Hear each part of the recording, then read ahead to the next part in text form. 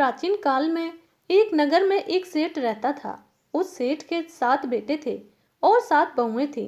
सावन का महीना लगते ही 6 बहुएं तो अपने भाइयों के साथ मायके चली जाती थी, लेकिन 7वीं बहू के मायका नहीं था। वह 7वीं अभागी बहू के ना ही कोई भाई था और ना ही उसको कोई बुलाने आता था।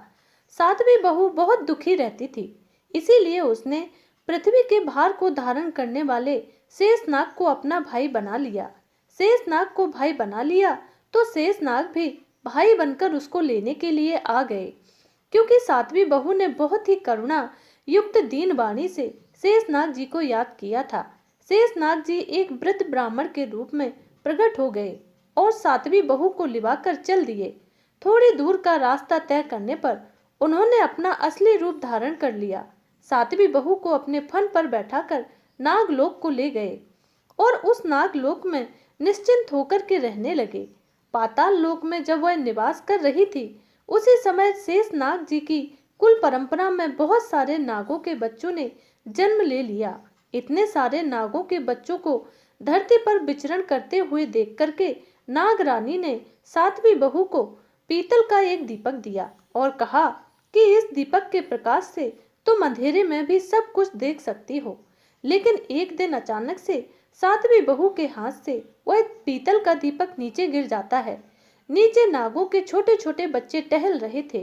परिणाम स्वरूप उन नागों के बच्चों के ऊपर पीतल का दिया गिर जाता है, जिसकी वजह से उन नागों के बच्चों की थोड़ी थोड़ी पूंछ जल जाती है और किसी की पूंछ कट जाती है, जिसकी वजह से नागरानी और उनके बच्चे नाराज हो जाते हैं।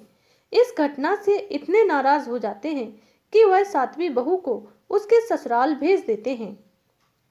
अब जब अगली बार फिर से सावन का महीना आता है तो 7वीं बहू फिर से नागराज के आने का इंतजार करती है, लेकिन नाराज नागराज नहीं आते हैं।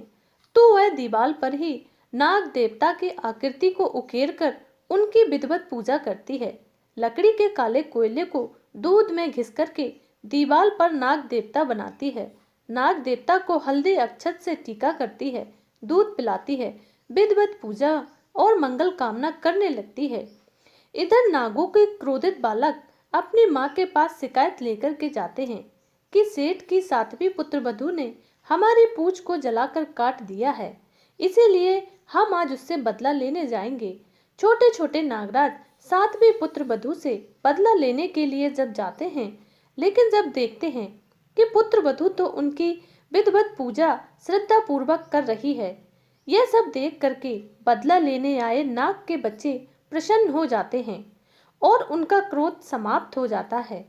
फिर उस दिन 7वीं वधू के हाथ से प्रसाद के रूप में नाग बालकों ने दूध और चावल भी खाया। प्रसन्न होकर नागों ने उसे सर्प कुल से हमेशा निर्भय होने का वरदान दिया और उपहार में उसको मणियों की माला दी और यह भी वरदान दिया कि वह हमेशा तुम्हारे भाई बनकर रक्षा करते रहेंगे। श्रावण मास के कृष्ण पक्ष की पंचमी को हमें भाई रूप में जो भी पूजेगा, हम उसकी सदैव रक्षा करेंगे। ऐसा वरदान देकर के नाग देवता अंतर्धान हो जाते हैं।